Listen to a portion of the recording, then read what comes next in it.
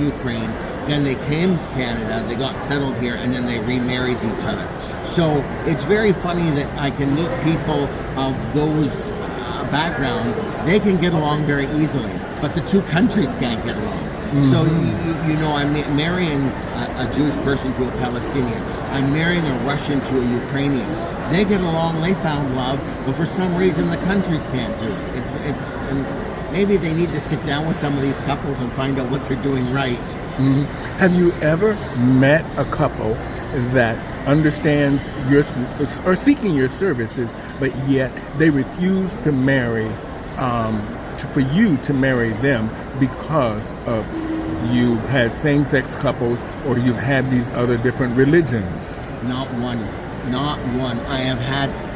Normally what I get told by people is that they're thrilled that I'm open to doing all those marriages, that I'm welcoming and I'm warm and I want to play a small role in these people's special day.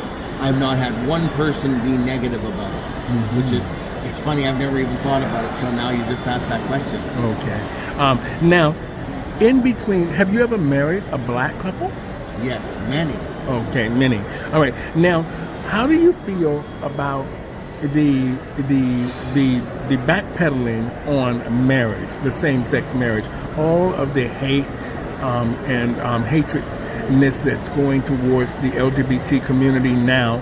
And what do you think, mainly with Florida and all of the laws that they're trying to turn back now, like let's say with, the books, Black history being read in schools, also about the LGBT deciding what gender you are or how you identify or how these things are in the courts, and because of school and maybe because of religion and maybe because of the difference of opinion.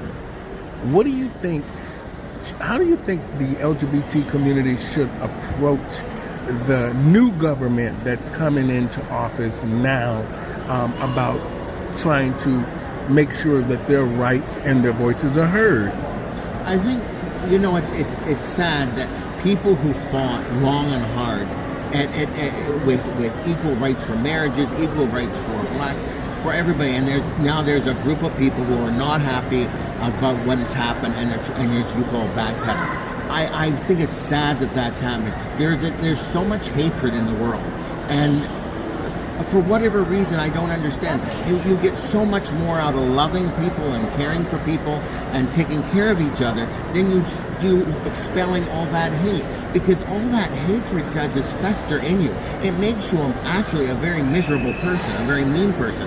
And I don't understand why those people want to be like that. I don't know, maybe they've never sat down and had a conversation with a gay person or a black person or someone who they have such strong opinions about. How well do they know the situation? Do they know anybody that's in that situation? Maybe they need to be better educated. Maybe they need to be better educated before they start taking up these causes and saying, we're going to roll it back, and those people shouldn't be married together because they're the same sex, or those people shouldn't be this because they're black or Palestinian or whatever. I just don't get it. I know a lot of people they call themselves spiritual now, not religious, but even people who are spiritual, it's based on the Bible. And the Bible is a lot of things that you can read into. It has nothing to do with religion. Mm-hmm. It has being kind and loving to your fellow man doesn't have to have anything to do with God. Mm-hmm. That's just a common sense rule. Mm-hmm. That you take care of each other. We get further by taking care of each other and by loving each other and looking out for each other than we ever possibly can by being against each other and hating each other. We're stronger together as a group than we are as individuals. And I just don't get that these people they're battling a lost cause, really. Mm-hmm. They're putting a lot of time, effort, money, energy into a lost cause. Take the time, find some people, meet them, sit down with them, talk to them, listen to their side of the story. Put your side away for a little while and listen to what the other side has to present. And I think that they would learn a lot that they did not know that might convince them that what they're thinking is totally inaccurate. Now, as a senior person, I'm assuming. Who are we talking about? Is there a senior here? Now, they wanted to roll back the retirement age. I know. So, what do you think about that? I'm totally against it. I don't understand that. So many studies have been done. That actually show that people shouldn't work past the age of 55 because our bodies aren't meant for that. Our lifespan has tripled almost in what it used to be because of our modern day medicine. So people only had to work a specific amount of time. A lot of people never lived past 40. Now we're living to be 80, 90, 100, and they still want you to work as if you were 50. It's impossible for people, and I've met so many families where someone has worked till 65, sometimes even 70 because they were allowed to. They forced themselves to work, and they retired. And a month later, I'm reading their obituary in the newspaper I'm hearing about because they worked almost up until the day they died. So all they did was work to live. That's all they did was work to live all their lives. They really, when it came time that they had free time they could enjoy life, it was snapped away from them just like that. I think that we have a population of people who are looking for work. Let people retire at 55. Let them enjoy their lives.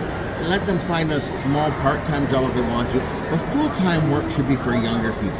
Let's put the young people who have talent to work, who can't find jobs right now, and let the ones that are 55 and older sort of enjoy their lives. So, okay, now let's talk a little bit about the gay community, the actual gay community, and the decline of the gay infrastructure. That's what I will say. Because we're having, like I said, these laws about backpedaling because of the same-sex laws or the right to be who you are, the transgendered laws that are all in place, and also about the woke movement. The woke movement, that's what they're calling it. How do you feel about that? What do you think should happen? I had hoped, because I did read some articles not long ago that said that the woke movement is losing strength. It's losing its power. Because a lot of people who joined it are now realizing how ridiculous it is. The woke movement is really taking the pendulum from the left side and it swung completely over to the right as far as you can possibly go. You need to bring that back to the center.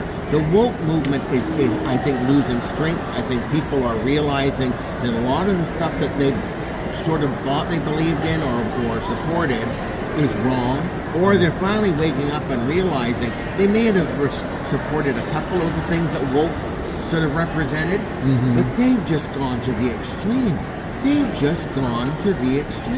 And the woke community is not a big community as far as I'm concerned. It's a prime example of the tail wagging the dog. The louder that a person or group screams, no matter how small they are, the more attention they get. And the woke movement was well enough organized that they are loud. They're small, but they're loud. So they get a lot of attention. They got a lot of press and a lot of media. And the minute you get a lot of press and a lot of media, it sends a message to people that it's a strong movement. It's a strong movement, and they have a lot of persuasion, which is not always accurate. All it was a group that was well enough organized that they got good press. And the louder people are and the more outrageous they are, the better chance you're going to get press.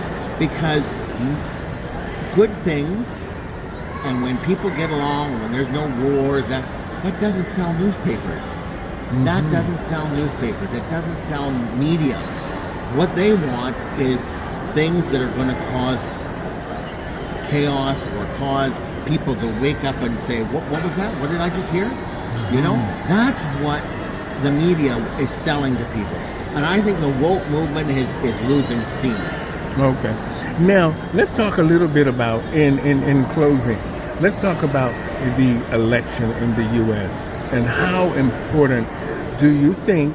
I'm not going to ask on here because we'll get so many different comments about who you think should win and might win, and what will be the fallout from all of that. So what do you think about the election coming up in the U.S.? It's a very important election for a lot of different groups and people, and the Voice of America and